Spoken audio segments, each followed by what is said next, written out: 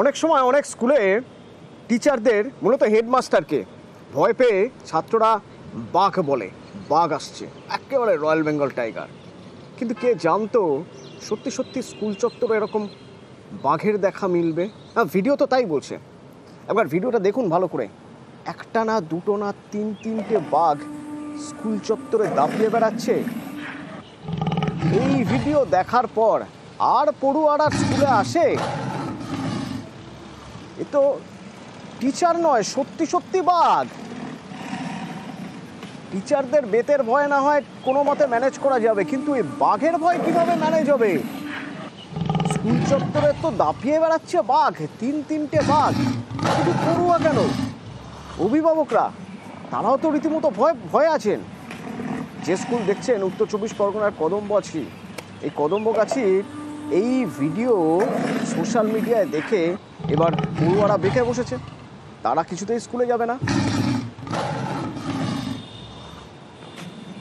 জিয়াউল রয়েছে আমার সঙ্গে। জিয়াউল, এই ভিডিও কোথায় প্রথম দেখা গেল এবং এই ভিডিও দেখার পর পড়ুয়াদের, অভিভাবকদের, তাদের মনের কি অবস্থা?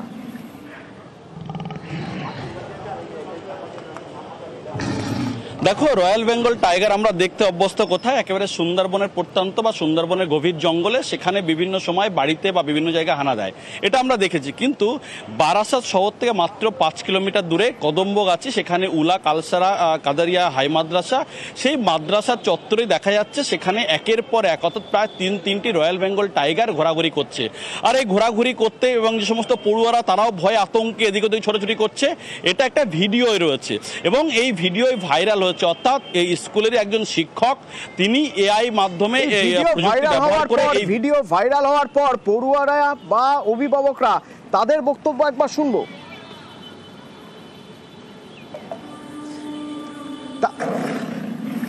জিয়াউল, পড়ুয়া বা অভিভাবকরা তারা কি বলছেন?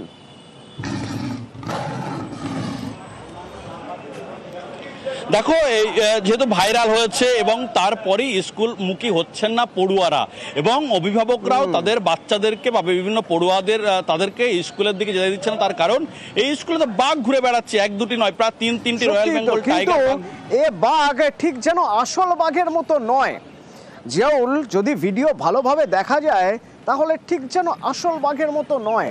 বাঘের সঙ্গে ছবির মানে স্কুলের শ্যাডো ম্যাচ করছে না, অ্যালাইনমেন্ট ম্যাচ করছে না। বানানো জিনিস নাকি? কে বানালো? একদম দেখো, এই স্কুলের একজন শিক্ষক, ভূগোলের শিক্ষক, তিনি তৈরি করেছেন এআই প্রযুক্তি ব্যবহার করে। তার বক্তব্য, বিভিন্ন সময় দেখা যায় বিভিন্ন ছবি ভাইরাল হয় এবং তার অনেক সত্যতা থাকে না, তার জন্যই তিনি এই ভাইরাল ভিডিওটি তৈরি করেছেন এআই প্রযুক্তি ব্যবহার করে, যাতে পড়ুয়াদেরকে বোঝানো যায়। কিন্তু এটি যে বুমেরাং হয়ে যাবে, পড়ুয়ারা যে ভয়ে স্কুলে আসবে না, সেটা তিনি বুঝতে পারেননি।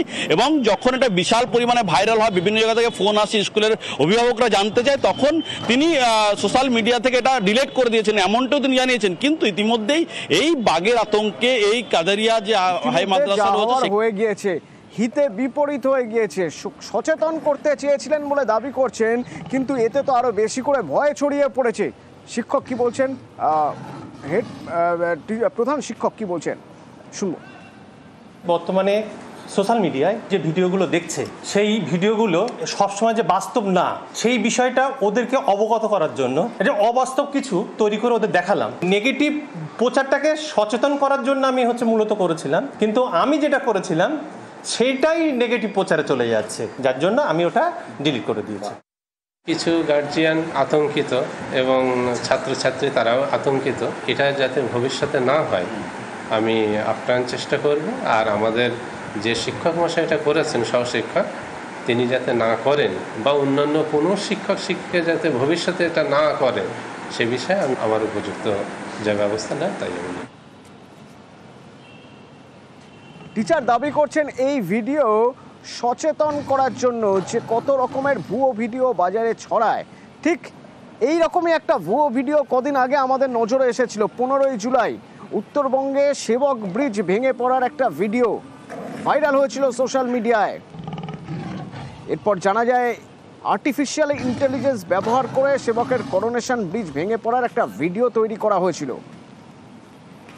এবারও সেই আর্টিফিশিয়াল ইন্টেলিজেন্স ব্যবহার করেই স্কুল চত্বরে বাঘ ঘুরে বেড়ানোর ভিডিও।